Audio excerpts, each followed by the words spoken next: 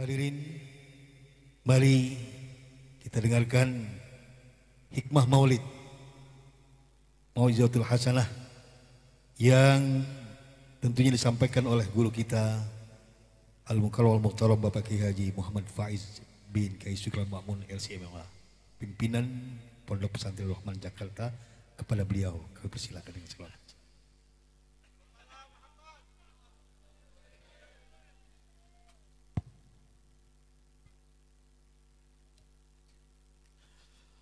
Assalamualaikum warahmatullahi wabarakatuh. Bismillahirrahmanirrahim. Alhamdulillahirabbil alamin. Wassalatu wassalamu ala asyrafil anbiya'i wal mursalin wa ala alihi wa sahbihi ajma'in, amma ba'du. Segenap para alim ulama yang saya muliakan, para kiai, para habaib, para tokoh masyarakat, saya mohon maaf tidak menyebutkan nama beliau satu persatu, tetapi tentunya tidak mengurangi rasa hormat dan ta'zim kita kepada beliau-beliau.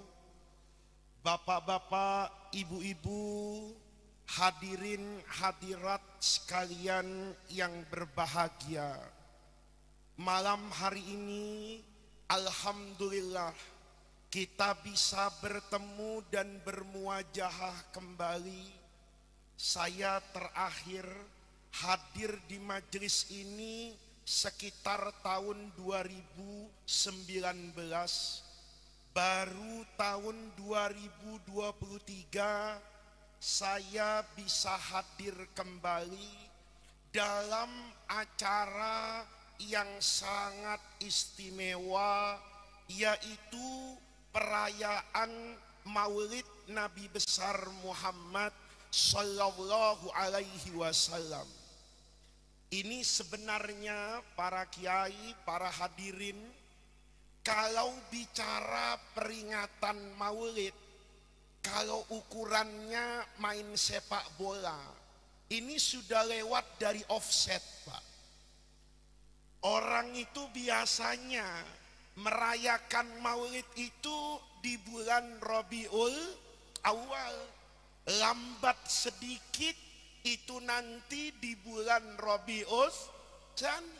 Tapi kita sekarang ini minggu pertama dari bulan Jumadil Awal sudah lewat ini, tapi kita masih Maulid aja. Ini istimewa. Apalagi kalau di Jabodetabek, kalau masyarakatnya punya kultur Betawi, itu Maulid nggak ada berhentinya, Mas Effendi. Saya sekarang itu masih punya undangan, seingat saya tanggal 10 Maret atau tanggal 11. Saya tanya sama panitianya, acaranya apa? Jawabannya Maulid Nabi. Saya bilang sama panitianya, kalau bisa acaranya habis asar.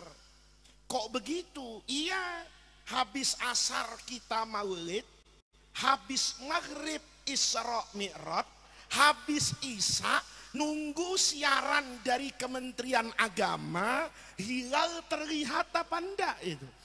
Karena sudah menjelang bulan apa itu? Ramadan.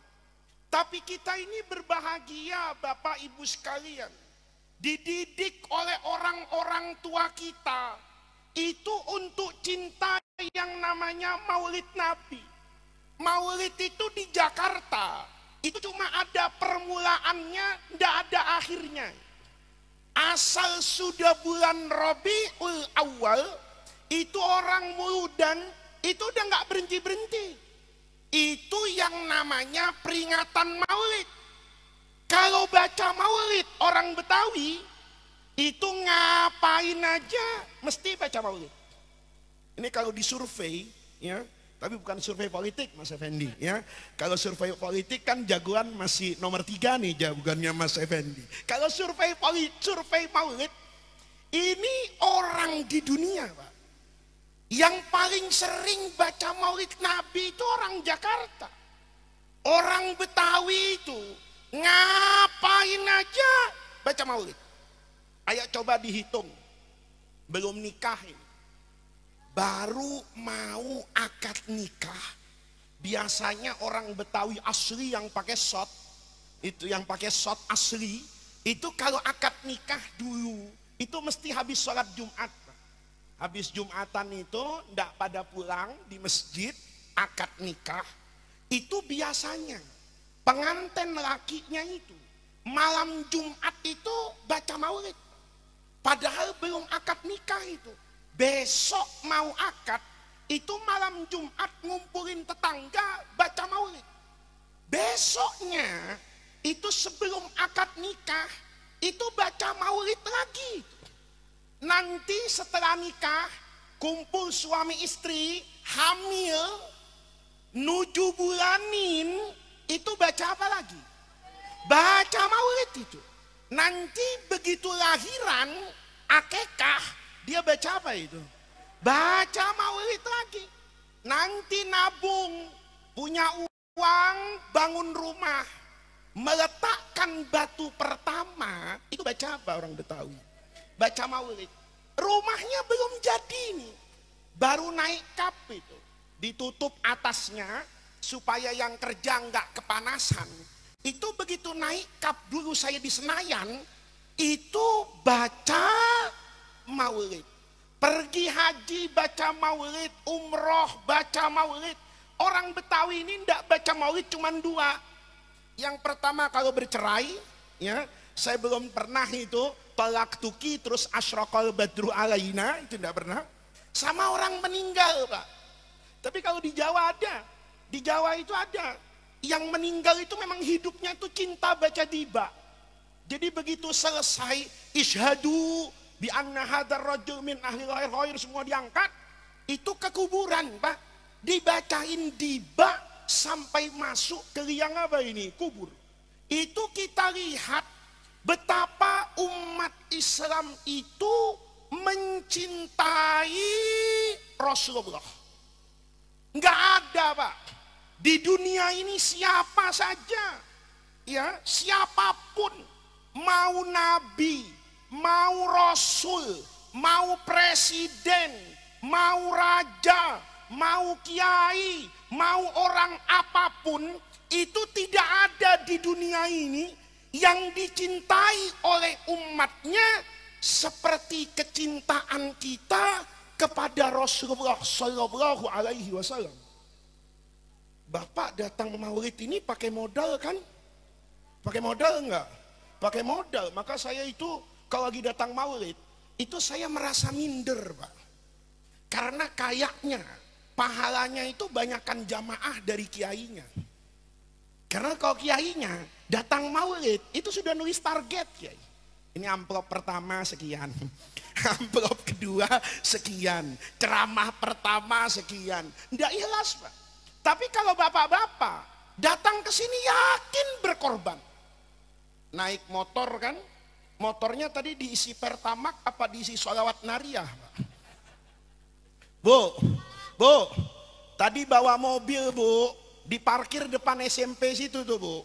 Mobilnya waktu kesini, itu diisi bensin apa diisi sholawat fatih Bu? Pasti diisi dengan apa ini? Sesuatu yang butuh uang. Tapi orang datang kemana-mana, itu murni karena cinta kepada Rasulullah Shallallahu Alaihi Wasallam.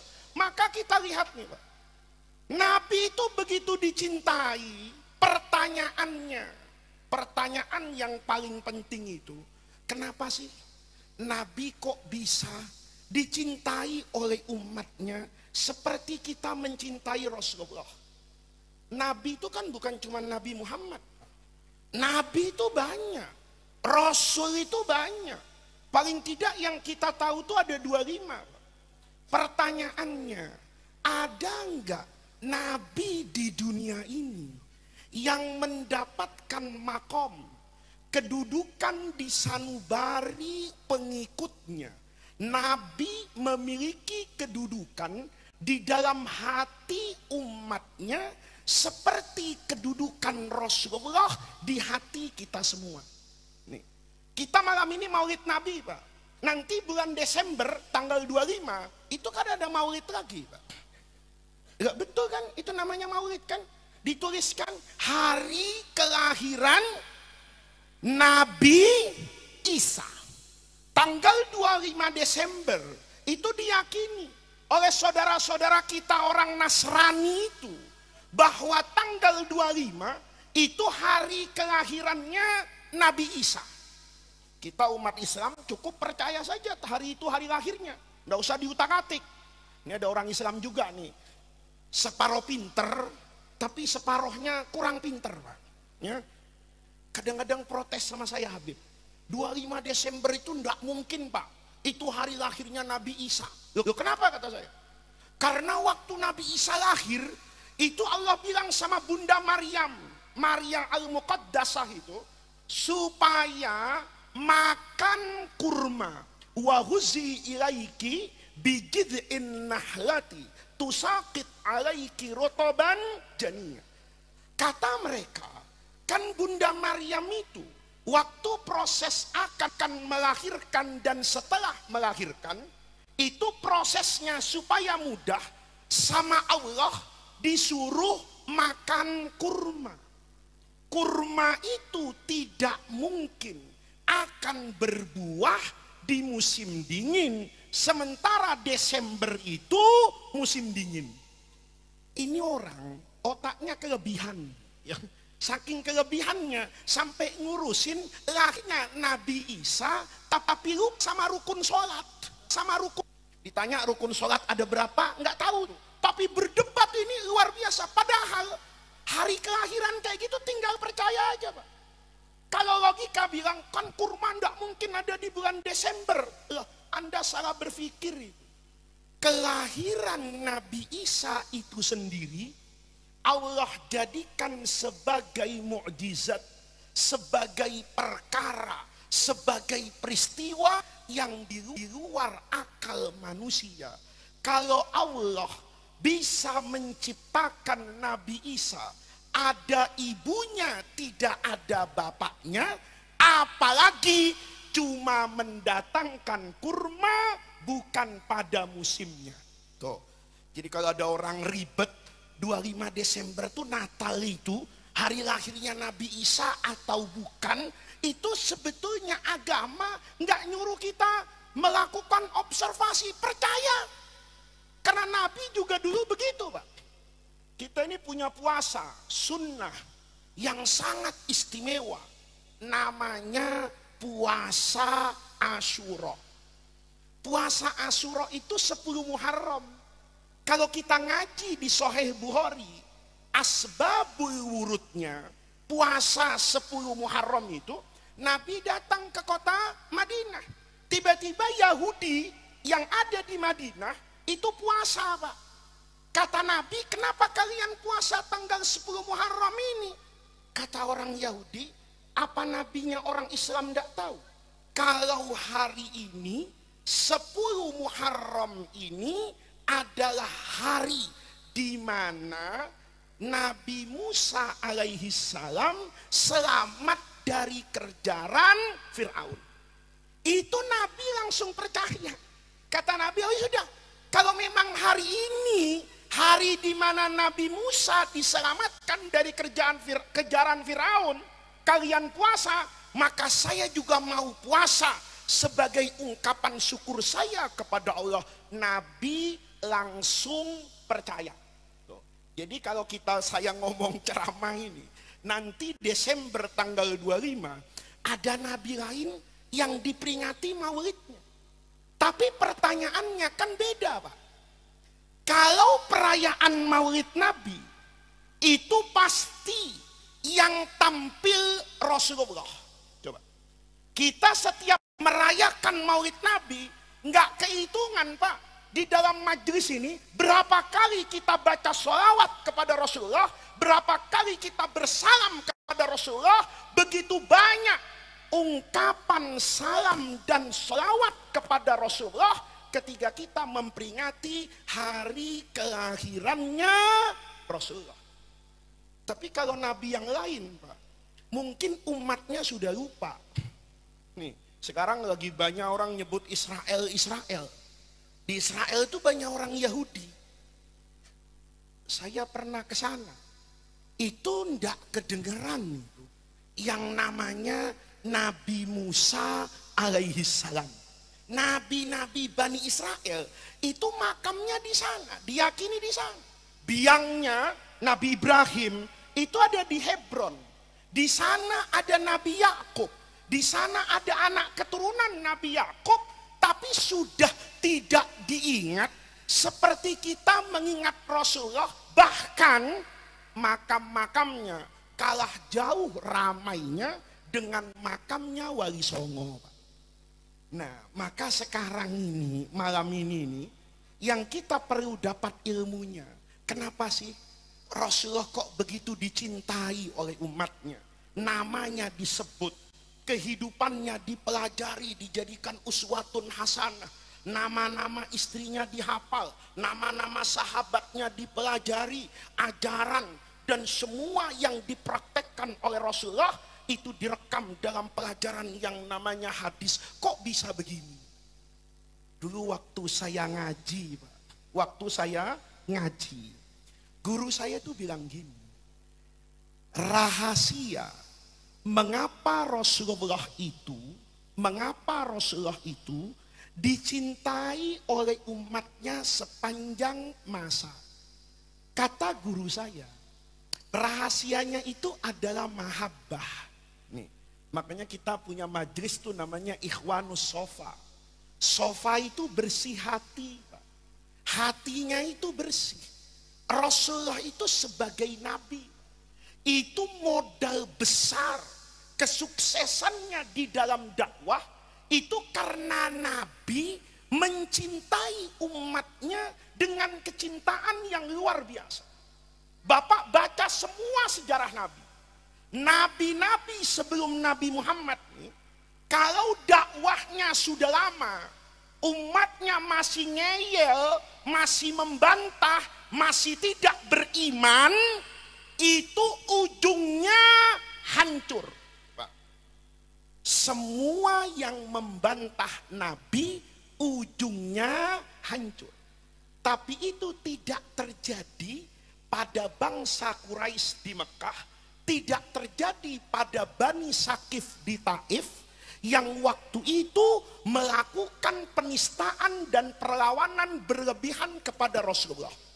Nanti ini kita bahas. Yang pertama coba lihat, Nabi, Pak. Nabi selain Nabi Muhammad, sesabar-sabarnya itu tidak ada yang sesabar Rasulullah. Nih, ambillah, kita contoh lah. Kita belajar dulu waktu di madrasah. Nabi yang terkenal punya kesabaran itu ulul azmi minar rusul, itu ada 5. Yang paling tua katakan Nabi Nuh alaihi salam. Nabi Nuh ini dikatakan Nabi yang sabar, Pak. Sabar beneran. Jadi Nabi 1000 tahun, Pak. Umatnya cuma 50.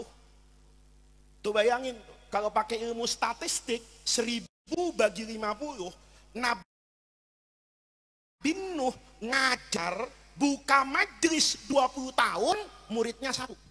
Ini kalau Kiai Pejaten buka majelis 20 tahun, muridnya 1, pensiun. Datang nih ke sini ke Ikhwanus Sofa, 20 tahun, muridnya 1. 20 tahun lagi, muridnya 1. Jadi 40 tahun, muridnya cuma berapa itu? 2. Itu Nabi Ibrahim, Pak. Sabar sampai 1000 tahun. Kalau saya udah nggak sabar. Kita juga kadang-kadang datang ceramah, kadang-kadang nih, kalau yang hadir 20 orang, itu kadang-kadang rada lemes juga, Pak, mau ceramah. Kenapa? Yang datang sedikit. Tapi Nabi Nuh sabar, Pak. Tapi sabarnya Nabi Nuh nanti itu beda dengan sabarnya Rasulullah 1000 tahun. Nabi Nuh ngomong sama Allah, diabadikan di dalam Al-Quran itu, Rabbi Ini maghlubun. Saya kayaknya kalah ini Allah ini. 1000 tahun murid cuman 5 itu enggak lolos Mas Effendi, itu parliamentary threshold-nya itu enggak lolos itu. Itu kalau 1000 tahun bikin partai, kemudian yang milih cuma 50 orang, kan hebatan RT di Pejaten, Pak. Ini kalau kita lihat, sabarnya udah luar biasa, tapi 1000 tahun ini makhluk. Ngomong Nabi Nuh, fantasir, tolong saya Allah. Kata Allah, saya tolong. Caranya unik, Pak. 1000 tahun ini Nabi Nuh itu nabi yang sabar. Saya tunjukkan kesabarannya. Begitu Allah mau beri pertolongan, itu sama Allah masih diuji kesabarannya. Kata Allah, kalau kamu mau saya tolong gampang. Gimana kata Nabi Nuh? Bikin kapal di atas Gunung Salak, Pak. Ya, ini Bapak jangan nanya, emang bener dulu di Gunung Salak ada kapalnya Nabi Nuh. Itu namanya separuh pinter banyak gobloknya, Pak. Ini supaya neranginnya gampang. Kalau kapal, itu semua pabrik kapal di dunia, itu mesti di pinggir laut. Tanjung Priok, Tegal, Tanjung Mas di Semarang, Tanjung Perak di Surabaya. Itu kan pinggir-pinggir apa itu? Laut. Dorongnya gampang. Ini bangun di atas gunung. Nabi Nuh itu nabi yang sabar.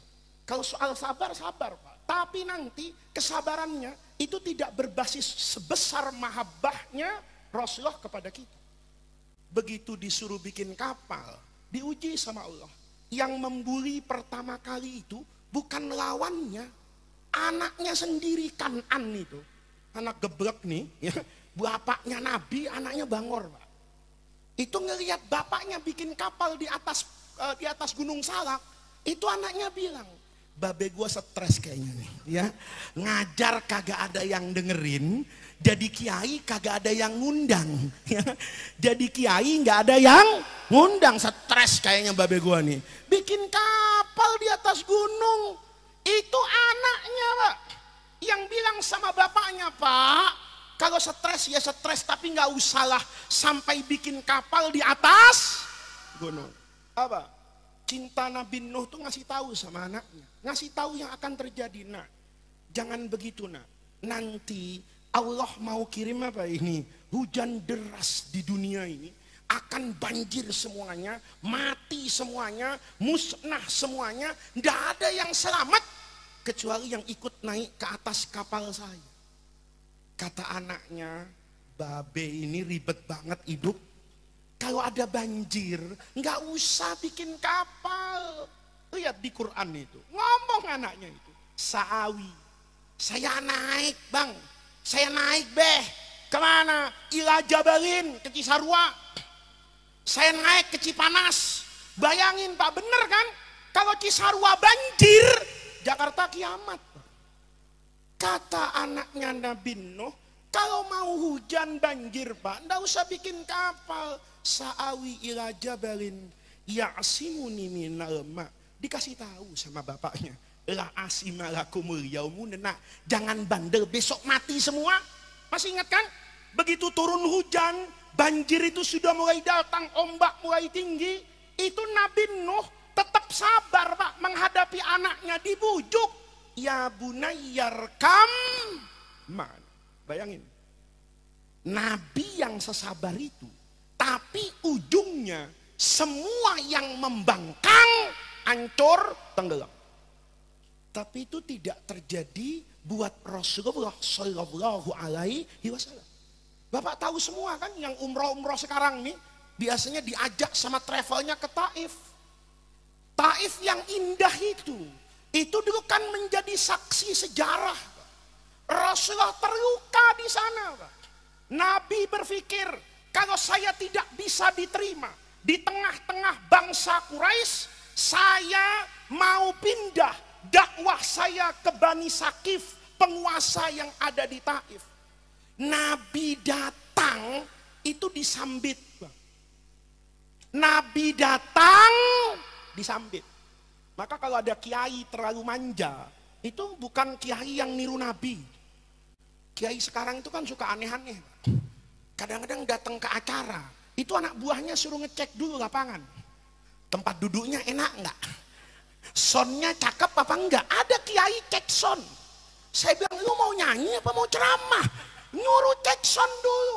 Kadang-kadang keluar dari rumah, ya ini kiai kolonial itu masih suka dijemput, Pak. Kalau saya kiai milenial, ya panitianya enggak pernah ketemu, cukup WhatsApp. Setelah WhatsApp, share logs. Ya, itu namanya kiai modern, Pak. Jadi kalau Bapak masih ngundang kiai, masih minta dijemput, itu kiai produk Belanda dulu tuh, Pak. Ya, yang HP-nya masih Nokia 3310 tuh kiai. Ya. Kalau yang sudah Samsung sama iPhone, share log.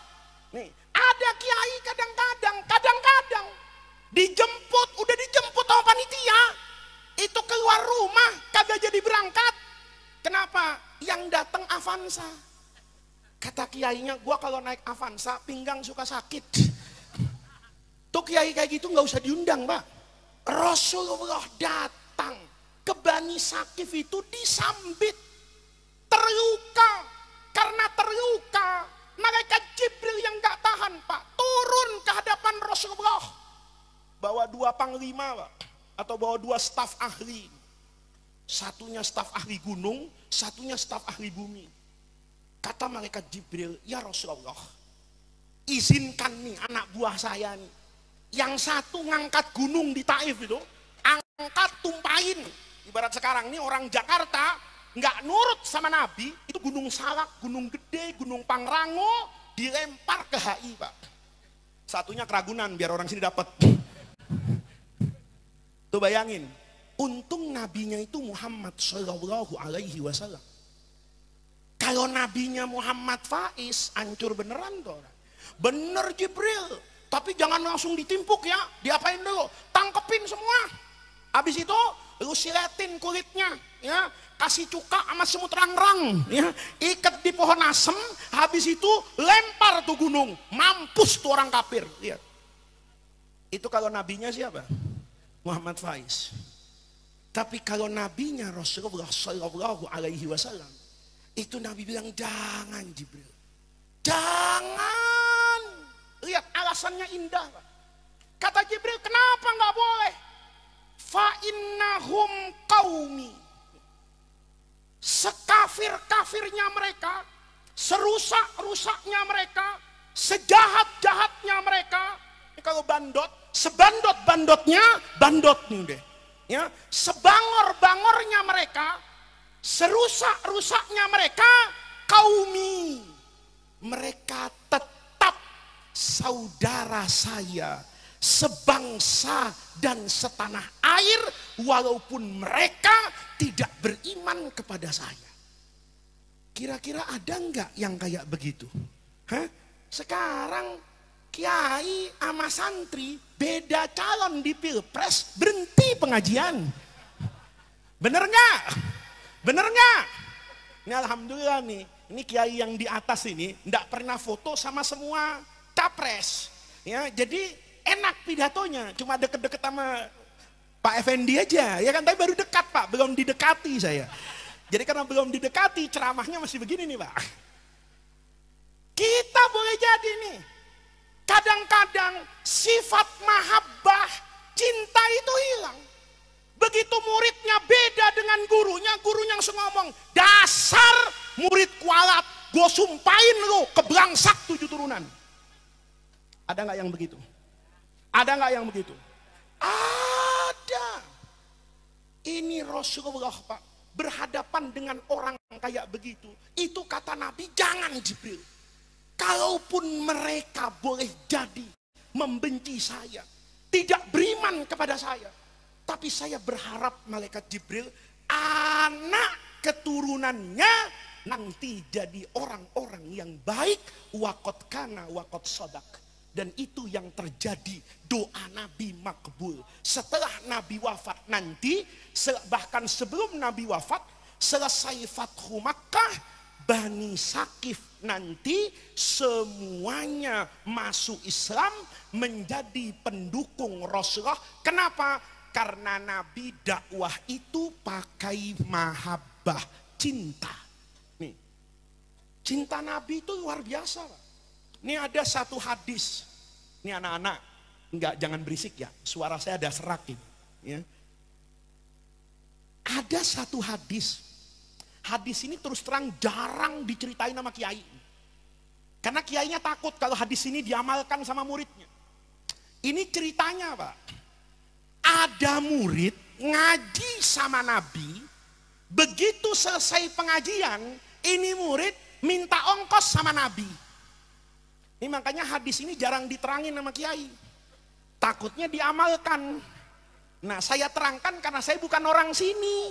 Saya datangnya 3 tahun sekali, habis maulid saya pulang. Mudah-mudahan nih kiai-kiai yang istiqomah di Ikhwanus Sofa Bapak praktekin. Ya. Biasanya guru yang diongkosin. Murid minta ongkos sama guru ada sanatnya. Ya. Jadi kalau Bapak besok praktek, habis ngaji minta duit sama guru, gurunya marah.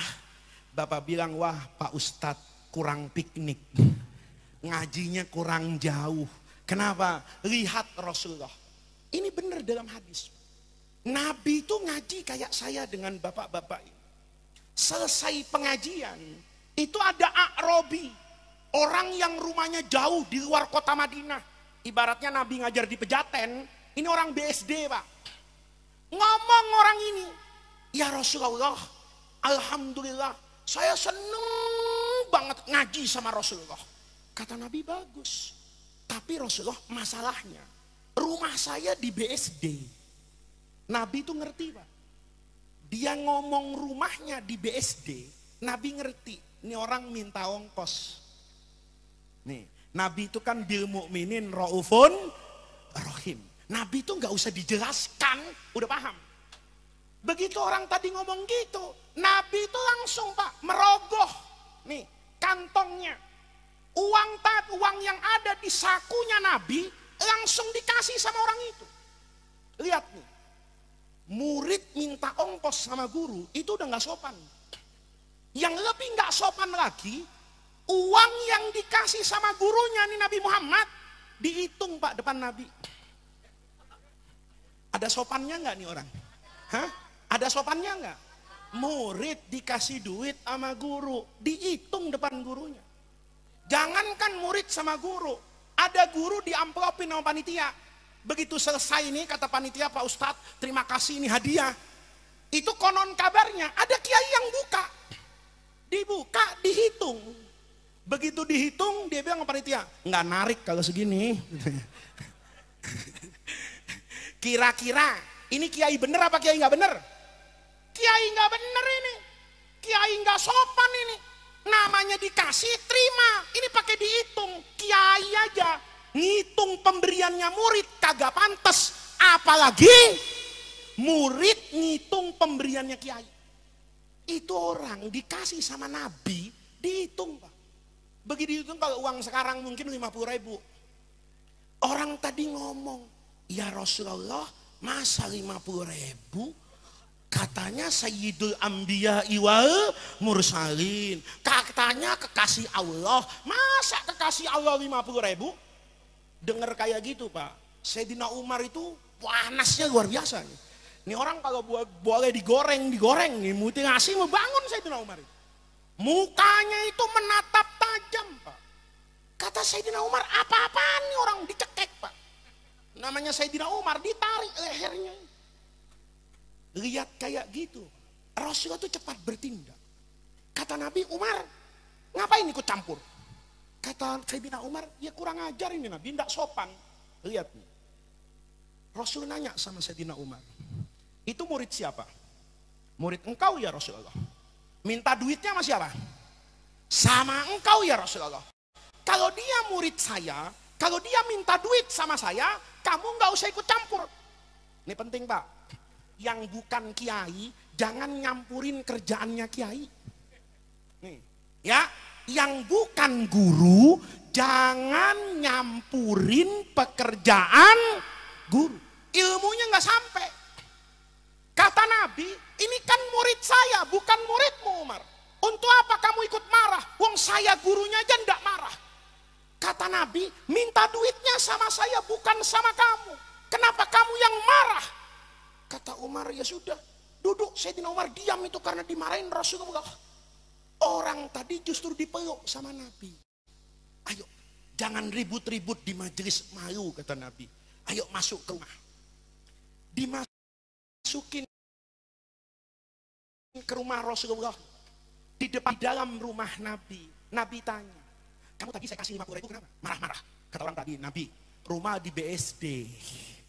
Grabnya aja ke sini, cepet kan gitu kan. Pulang pergi 200. Wartegnya belum Rasulullah kan gitu kan. Kalau dapat 50.000 tekor. Saya bayangin minta sama Nabi, kalau saya butuh 2,5 paling enggak gopek. Wah, ini sahabat Betawi nih ya kan. Gopek lah Rasulullah. Masa 50.000? Oh gitu kata Nabi. Jadi kamu tuh marah karena urusan 50.000? Iya. Sekarang kalau 50.000-nya saya ambil kata Nabi. Saya ganti 10 juta. Nih 50-nya diambil sama Nabi, diganti 10 juta. Kamu ngomong apa? Kalau diganti 10 juta ya Rasulullah, Allahumma sholli ala sayyidina Muhammad wa ala ali sayyidina Muhammad. Saya akan keluar dari rumahmu memuji dan bersalawat kepadamu. Kata Nabi, deal. Bayangin. Tuh, kata Nabi benar ya. Lo kalau 10 juta baca salawat keluar dari rumah gua, senyum. Kata orang tadi, jangan senyum Nabi. Ketawa terpingkal-pingkal, siap gua 10 juta amplopnya. Siapa yang enggak mau? Itu dikasih beneran Pak sama Rasulullah. Nih bayangin. Nabi kan luar biasa. Orang tadi senyum muji Nabi, baca sholawat sama Nabi, itu kan sebetulnya sholawat palsu. Tapi itu bedanya Nabi sama Alfamart. Kalau Alfamart itu cuma terima uang asli. Kalau uang palsu enggak diterima. Tapi cintanya Nabi sama umatnya, sholawat palsu yang pakai duit sama Nabi diapain? Sama Nabi diapain? Diterima. Itu orang begitu baca sholawat kepada Rasulullah, senyum di rumah Nabi, Nabi kasih 10 juta. Itu orang keluar dari rumah Nabi, jalan sampai ke Pejaten Village, Pak. Itu ketawa-tawa, muji-muji Nabi. Sayyidina Umar kaget. Ya Rasulullah, kok bisa? Orang tadi marah-marah benci sama engkau, begitu keluar dari rumah, kok muji-muji dan senyum? Kata Nabi, ya gimana enggak senyum, gua kasih 10 juta.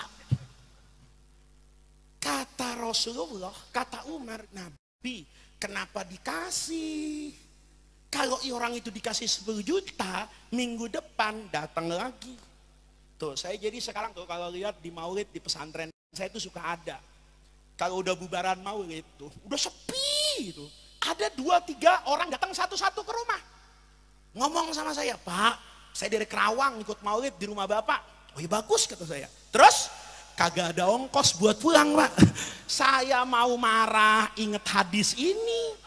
Saya kasih maulid tahun depan di Darul Rahman, temennya banyak banget Pak. Tapi saya karena ngaji hadis ini, itu udah nyiapin anggaran di panitia maulid Darul Rahman. Saya bilang, berapa anggarannya? Sekian. Sisain 20 juta. Kenapa? Buat orang yang mengamalkan hadis Nabi, murid minta ongkos sama guru. Itu Pak pernah yang datang itu bawa elop 3 Pak. Saya bilang, enggak, kira-kira ini kualat saya nyampein hadis ini rupanya. Diuji sama Allah. Coba bayangin tuh Pak. Sayyidina Umar bilang, ngapain dikasih? Lihat nih, apa kata Rasulullah? Soal dia besok minta lagi itu urusan besok Umar. Tapi urusan saya. Orang tadi, waktu saya kasih 50.000, itu marah-marah. Kalau dia kharaja min baiti sakhitan alayya. Dia keluar dari rumah, dalam kondisi apa ini? Ngomel sama Nabi. Nabi apaan nih 50.000? Atau kayak bapak-bapak. 50.000-nya difoto, viralkan di WhatsApp grup Ikhwanus Shofah. Kira-kira kalau itu terjadi pada Nabi, pasti malaikat Jibril ikut campur. Kata Jibril, ini orang gak ada akhlaknya, Udah dikasih duit, masih ngomel, ditiup sama malaikat Jibril, mati di India tuh orang. Apa kata Nabi? Kalau orang itu keluar dari rumah saya dalam keadaan benci kepada saya, marah kepada saya, kesel kepada saya, mati, maka dia matinya su'ul khotimah. Karena dia mati dalam keadaan marah dan benci kepada saya, maka orang yang mati benci kepada saya, insya Allah masuk neraka, kata Nabi. Saya tidak mau.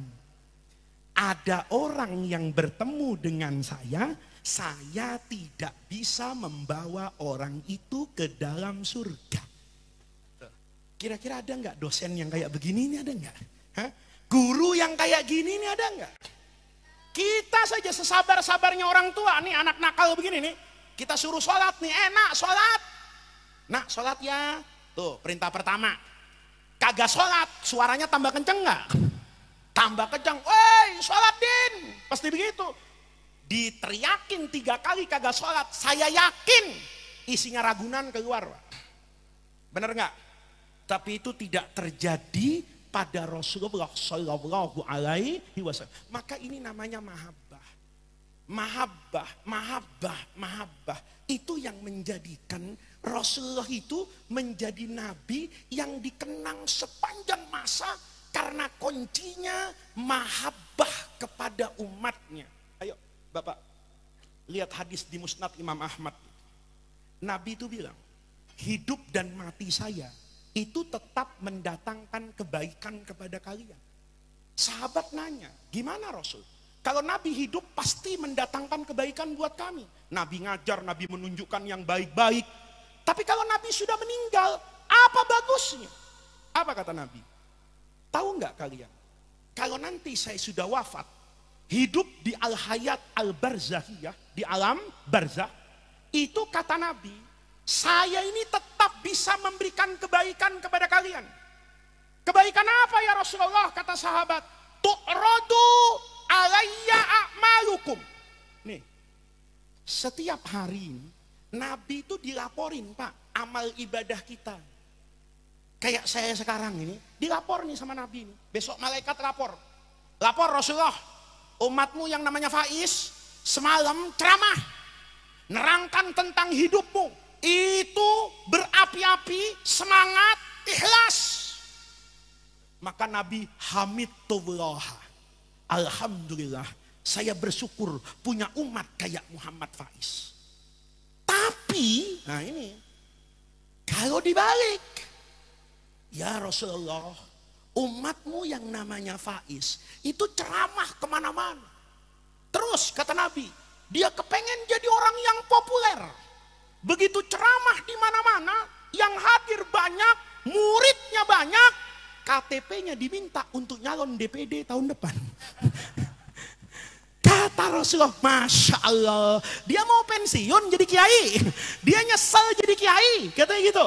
Nah itu kata Nabi, saya senakal-nakalnya saya selama umatnya Rasulullah, kalau dia bekerja dengan pekerjaan yang tidak diridhoi Allah, saya kata Rasulullah di kuburan istighfartulah. Saya tetap, ya Jibril udah ampunin dah, Faiz tuh yang rada-rada bangor, maklum kiai akhir zaman, ya kan? Maklum itu Nabi doakan, Pak. Ada enggak orang yang sampai sudah wafat itu masih menyirami kita yang hidup dengan rahmat dan kasih sayangnya, kecuali Rasulullah Shallallahu Alaihi. Nah maka sebentar, jam berapa sekarang? Jam 11. Udah malam Pak, besok kan Bapak harus kerja nih. Maka mahabbah, saya udah dipesan soalnya jam 11 berhenti tadi. Ya, ini sesuai pesanan Pak. Yang terakhir Pak, kalau kita belajar malam hari ini, mahabbah itu kunci suksesnya Rasulullah. Maka ayo kita amalkan mahabbah kita. Mahabbah sama apa? Malam ini saya mau ngomong, sekali-kali Pak, kita mahabbah sama Indonesia. Sekali-kali Pak, kita doakan Indonesia dengan doa yang tulus. Doa bukan karena apa-apa, bukan karena siapa-siapa, bukan karena saya ingin jadi apa, bukan karena saya mendukung siapa, tapi doa yang saya panjatkan kepada Allah agar negeri ini menjadi baldatun thayyibatun wa rabbun ghafur. Kita ini penting Pak, Indonesia aman. Kalau Indonesia nggak aman, nggak bisa muludan kita. Saya pernah ke satu daerah jauh di luar Jawa. Saya datang ke masjid itu, yang ngaji separuh doang. Padahal saya ngaji tahun sebelumnya, masjidnya penuh. Saya tanya, kemana ini orang separuhnya? Di rumah Pak, takut keluar. Loh kenapa? Banyak maling Pak di kampung. Nanti kalau kita muludan semua ke masjid, maka malingnya masuk rumah kita, baca ayat Quran, udkhuluha bisalamin aminin, aman nyolong karena semuanya kemas. Saya bilang Masya Allah, iya ya, kalau ndak aman ndak bisa muludan. Kalau ndak sejahtera, kita bisa beli makanan nggak? Masya Allah, ini makanan udah pada habis Pak. Ya, emang beda ya Pak ya, orang yang rada berilmu sama yang kurang ilmu tuh beda Pak. Orang kalau ada ilmunya, itu malunya banyak Pak. Nih, saya yakin yang di depan ini sebenarnya lapar juga gitu. Tapi rada malu-malu Pak, coba lihat. Banyak sekali pisangnya belum habis. Nih, yang ini sekeranjang nih, tinggal keranjangnya doang nih. Nih bapak-bapak, nih pisang di keranjang. Nih kopi susu, belinya pakai sholawat atau pakai duit? Pakai duit. Kalau kita tidak sejahtera, mana bisa kita bikin pengajian? Maka doakan Indonesia. Nih, Indonesia itu penyakitnya dari dulu sampai sekarang sama, Pak. Sama. Ayo saya tanya sama bapak-bapak, bensin mahal nggak sekarang? Mahal. 1 juta sekarang cuma pakai pom bensin. Iya, pakai Ustad. Saya kalau ngisi kartu e-money itu 3 juta seminggu habis, Pak. Kenapa? Semua jalan tol bayar, mulai dari Jagakarsa ke Depok semuanya bayar. Bensin mahal nggak? Mahal. Masalahnya, bensin mahal itu bukan sekarang. Dari dulu bensin mahal. Ayo, orang Mampang kan kenal ayah saya. Ayah saya Kiai Sukron kayaknya ceramah di sini dari tahun 70-an. Kalau Bapak masih punya kasetnya Kiai Sukron Makmun tahun 70, 80, setel Pak. Pasti ceramahnya ada isinya bensin mahal. Bener nggak? Bener nggak? Bapak nih punya kaset ceramahnya Kiai Zainuddin MZ itu, dai sejuta umat tuh tahun 90-an. Dengerin Pak, mesti Kiai Zainuddin waktu ceramah ngomong bensin. Nah, berarti bensin mahal itu dari kapan? Dari dulu. Sekarang Bapak susah cari kerja nggak? Susah nggak? Susah. Tapi susah cari kerja itu bukan sekarang, dari dulu. Buktinya Sidul. Masih ingat kagak? Tukang insinyur. Tahun berapa no? Tahun 90-an. Itu sampai Sabeni bapaknya mati, itu belum dapat kerja Sidul. Sekali dapat kerja nipu babenya jadi supir. Ingat nggak Bapak? Kalau ingat berarti tua Pak, itu sinetron lama tuh. Bener kan? Berarti lapangan kerja susah mulai kapan? Mulai kapan? Mulai dulu. Hukum di Indonesia pernah bener nggak? Dari kapan? Dari dulu. Saksinya siapa? Saya. Saya itu namanya Faiz. Dulu waktu lahir nama saya itu bukan Faiz. Nama saya itu Adib. Karena bapak saya itu kepengen punya anak ahli balaghah, bikin sastra. Ayah saya Madura keras, kepengen punya anak lembut sastrawan.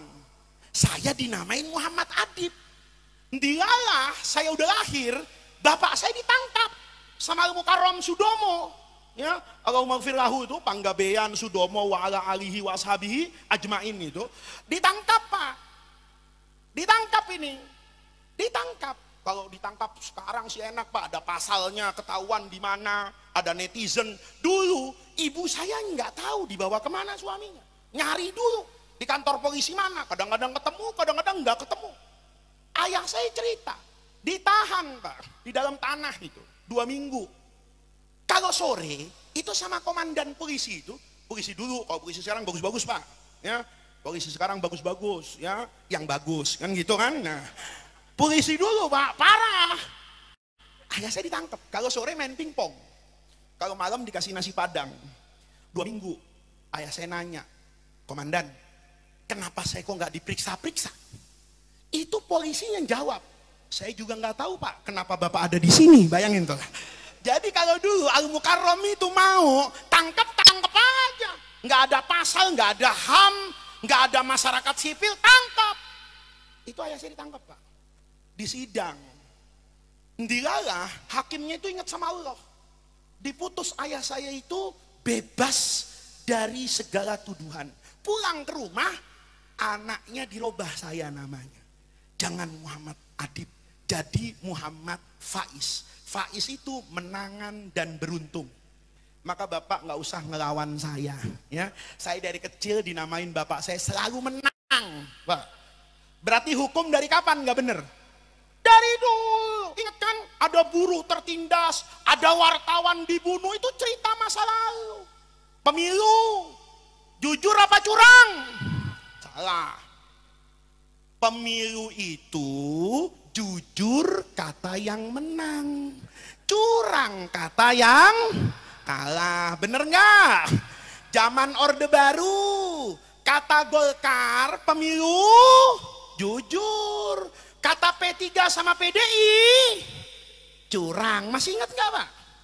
Nggak usah kejauhan, Orde Baru 2009 Pak SBY menang pemilu 1 putaran Pak, pasangan sama Budiono. Selesai menang, Partai Demokratnya naik 300%. Habis itu ceramah, alhamdulillah pemilu berjalan dengan baik, dengan segala kekurangannya, pemilu baik, jujur dan adil. Kata siapa? Kata siapa? Kata yang menang, Bu Mega pidato, pemilu curang. 2019 Jokowi menang lagi. Kata PDIP, alhamdulillah pemilu berjalan dengan jujur. Kata Pak SBY, pemilu berjalan dengan. Jadi itu penyakit lama Pak. Ya, sekarang ayo kita robah. Jangan mendukung doang. Saya sering bilang di mana-mana, Pilpres itu masih lama Pak, 14 Februari. Tapi sholat tahajud nanti malam. Nih, Pilpres itu masih 14 Februari. Tapi sholat duha besok pagi. Nih, saya ngajak nih semua bangsa Indonesia untuk berdoa kepada Allah. Nanti malam sujud ngomong, ya Allah, tanggal 14 Indonesia mau milih pemimpin. Tolong ya Allah, jadikan negeri kami baldatun thayyibatun wa rabbun ghafur. Pemimpinnya pemimpin yang sujud kepada Allah, pemimpinnya pemimpin yang adil, pemimpinnya pemimpin yang membawa negeri ini bahagia lahir dan batin. Itu namanya doa. Dulu kata Ibnu Athaillah, doa itu ndak ada yang salah, doa itu ndak ada yang jelek. Yang jelek itu bukan doa, tapi permintaan kita. Nih Pak, beda doa sama minta. Kita ini sering ngomong, anak udah sering berdoa kok nggak makbul, nggak ada. Doa itu makbul Pak. Yang kecewa itu keinginan Bapak. Ayo coba, ada orang Pak, udah ngaji ke Ikhwanus Sofa 10 tahun, jalan kaki. Tahu-tahu ada orang sekali ngaji ke Ikhwanus Sofa, Allah kasih rezeki Honda PCX. Temennya nih yang 10 tahun jalan kaki, ya Allah, dia ngaji seminggu, rezekinya Allah buka Honda PCX. Begitu ngaji di sini baca doa dia, doanya cakep. Rabbana atina fid dunya hasanah. Cakep nggak tuh doa? Artinya cakep nggak? Cakep. Apa artinya? Ya Allah, berikan kepada hambamu yang baik-baik di dunia. Nggak ada yang salah Pak.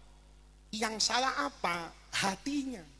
Malaikat nanya, yang baik di dunia itu apa? Jawab orang ini, Yamaha NMAX yang harganya 40 juta, kalau bisa yang warnanya coklat. Malaikat, bayangin tuh, lihat, yang salah doanya apa mintanya? Yang salah doanya apa mintanya? Mintanya Pak, doa itu nggak ada yang salah. Maka mulai malam ini doa Pak.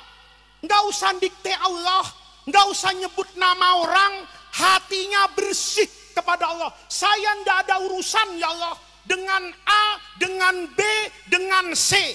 Urusan saya Indonesia diisi oleh orang yang beriman dan bertakwa kepada Allah. Indonesia diisi oleh orang yang sujud kepada Allah. Nggak usah disebut namanya. Kalau disebut namanya itu namanya tim sukses. Tim sukses bagian doa. Ya, tim sukses kan banyak tugasnya. Ada bagi kaos, ada bagi duit, nempel gambar. Rupanya Faiz yang pidato itu tim sukses bagian doa.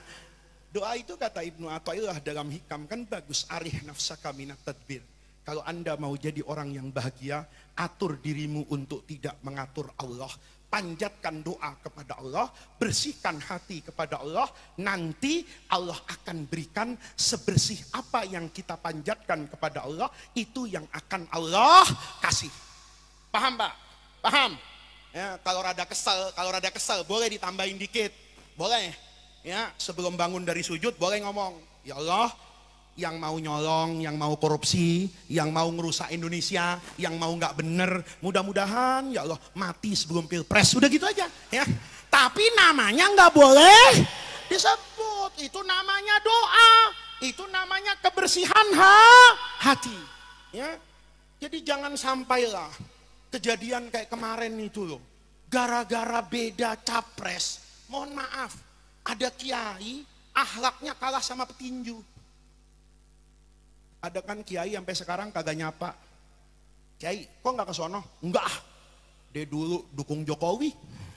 Udah sekarang nih, dia dulu dukung Jokowi. Yang satunya juga gitu. Karena dia fanatik dukung Jokowi. Kiai, kok nggak hadir haul sono? Wah, itu anaknya nggak kayak bapaknya. Emang kenapa? Dukung Prabowo dia. Lihat. Sampai sekarang kagak salaman. Kan akhlaknya kiai kalah sama petinju, Pak. Bapak pernah lihat tinju nggak? Ya kan? Tonjok-tonjokan, Pak. Ronde terakhir biar udah bonyok, teng, ngapain tuh petinju? Rangkulan, salaman. Oh, ada ketua masjid, ada kiai, sampai sekarang masih musuh-musuhan tuh Pak. Itu kiainya saya suruh ngaji sama petinju. Ya, bukan ngaji, ya ngaji sama petinju. Belajar akhlak sama petinju. Orang tonjok-tonjokan, begitu permainan selesai, teng, salaman, pelukan. Itu akhlak. Nah, maka sekarang supaya Indonesia berubah, ayo kita robah dengan hati kita robah dengan doa kita. Yang tim sukses biarkan dengan tugasnya, yang politisi biarkan dengan tugasnya, yang pendukung A biarkan dengan keinginannya. Tapi kita sebagai hamba Allah, kita juga berbuat dengan cara kita yang mudah-mudahan diridhoi oleh Allah Subhanahu wa ta'ala. Ini yang bisa saya sampaikan pada malam hari ini. Mudah-mudahan Allah jadikan jam'ana hadza jam'an marhuma wa tafarruqana min ba'dihi tafarruqan maksuma. Rabbana atina min ladunka rahmah wahai lana min amrina rasyada. Allahumma la tahrimna khaira ma indaka li syarri ma indana. Kurang lebihnya saya mohon maaf. Wallahul muwaffiq ila aqwamit thariq. Wassalamualaikum warahmatullahi wabarakatuh.